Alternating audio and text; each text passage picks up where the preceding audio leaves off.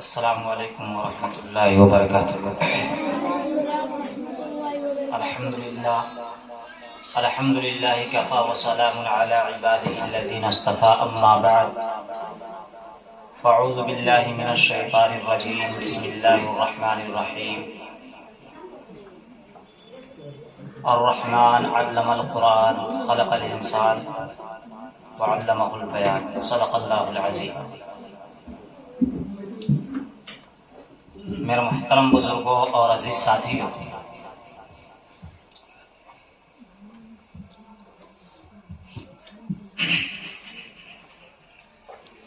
اللہ کا بہت ہی بڑا کرم اور احسان ہے کہ آج ہم سبوں کو یہاں قرآن کی نسبت سے جمع ہونے کی توفیق مرحمت فرمائی، اور بہت ہی قابل مبارکباد ہیں یہ ہمارے سامنے بیٹھے نونہال بچے اور ان کے والدین، ان کے ماں باپ کہ جو اپنے کلیجے پہ پتھر رکھے ہوئے دنیا داری کو پس پشت ڈال کر دینداری کو ترجیح دیتے ہوئے اپنے بچوں کو اللہ کے راستے میں اللہ کے کلام کو سیکھنے کے لیے سپرد کیا، اور ہم نہایت ہی ممنون و مشکور ہیں اس ادارے کی چہار دیواری، اس کی اینٹ اور گارے کی، اور ساتھ ہی ساتھ اس ادارے کی ذمہ دار حافظ سیف بابو اور اس ادارے کے اساتذہ حضرات کی، جنہوں نے دنوں رات محنت کر کے ان بچوں کو اس قابل بنانے کی کوشش کی ہے کہ انسان کی جو فہرست ہے اس فہرست میں ان کا نام آ جائے۔ میں آپ سے صرف دو باتیں کروں گا، اس کے بعد رخصت ہو جاؤں گا بہت مختصر سے وقت میں، کہ اللہ رب العزت نے انسان کو پیدا کیا، پیدا کرنے کے بعد اللہ رب العزت نے اس کے جسم اور جثے کو، اس کے حیات کو، اس کی شکل اور صورت کو ایک بہترین سانچے میں ڈھالا، ہاتھ پاؤں ناک جسم جثہ بہت ہی اچھوتے انداز میں بنایا۔ بنانے کے بعد اللہ رب العزت نے یہ پیغام دے دیا کہ دیکھو انسان کا یہ جسم صرف اس پہ نہیں ٹکا ہے، انسان کو اس دنیا میں رہنے کے لیے، انسان کو زندگی گزارنے کے لیے اور دنیا کی آب و ہوا سمجھنے کے لیے دو چیزوں کی ضرورت ہے۔ جب تک وہ دو چیزیں انسان کے جسم میں نہیں رہیں گی اس وقت تک انسان زندہ نہیں رہ سکتا۔ ایک روح، بغیر روح کے ہمارا یہ جسم ایک ڈھانچہ ہے۔ ان دو چیزوں پہ انسان کا شکل، انسان کا ڈھانچہ جس کو ہم اور آپ جسم کے نام سے جانتے ہیں، انسان کا یہ جسم، اور دوسرا انسان کا روح۔ روح کے بغیر اس ڈھانچے کی کوئی حقیقت نہیں۔ آپ سے میں سوال کرتا ہوں کہ اگر ہمارے گھر پہ ہمارے ماں باپ بھائی بہن جو بھی لوگ ہیں، آپ غور کریں کہ اگر ان کے جسم سے روح نکل جائے تو کئی دن تک آپ اپنے گھر میں ان کو رکھ سکتے ہیں؟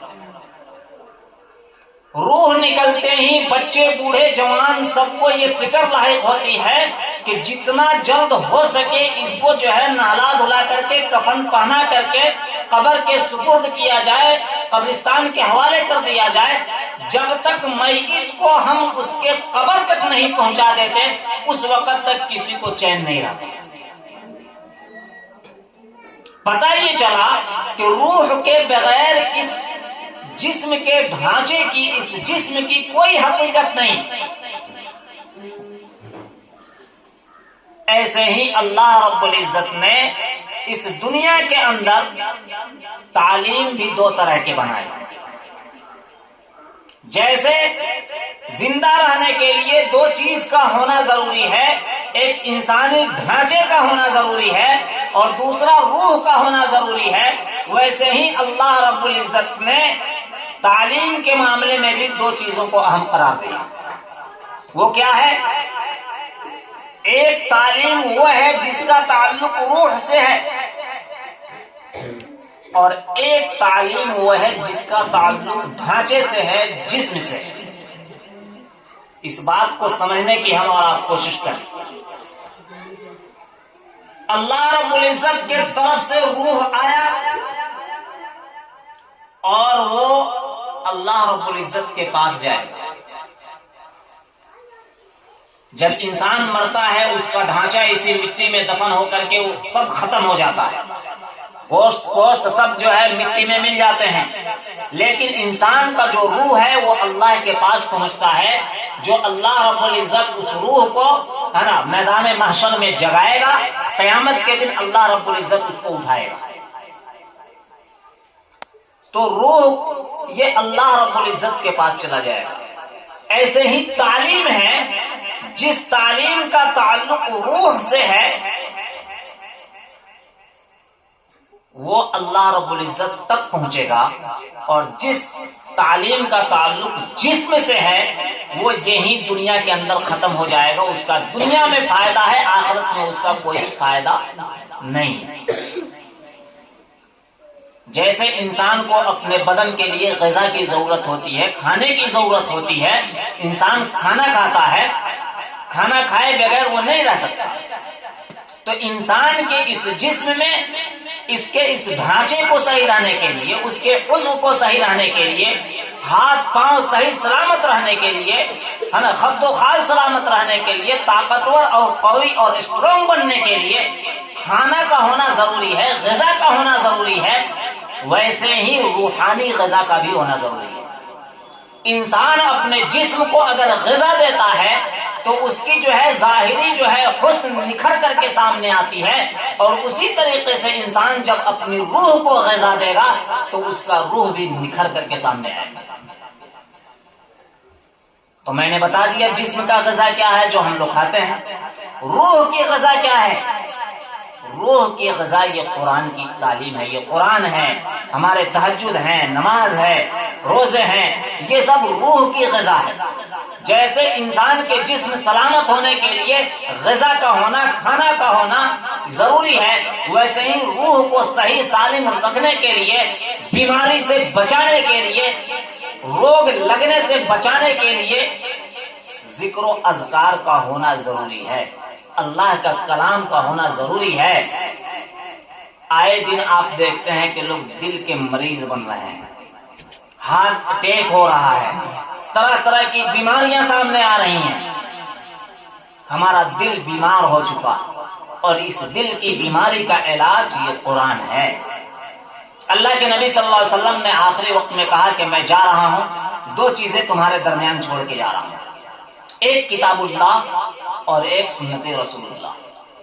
یہ دو چیزیں ایسی ہیں جس کو تم مضبوطی سے تھامے رہو، مضبوطی سے پکڑے رہو۔ جب تک اسے مضبوطی سے پکڑے رہو گے تمہاری دنیا اور آخرت سنور جائے گی، کوئی تمہارا بال باقا نہیں کر سکتا ہے، لیکن جب اسے ہٹ کر کے زندگی گزارو گے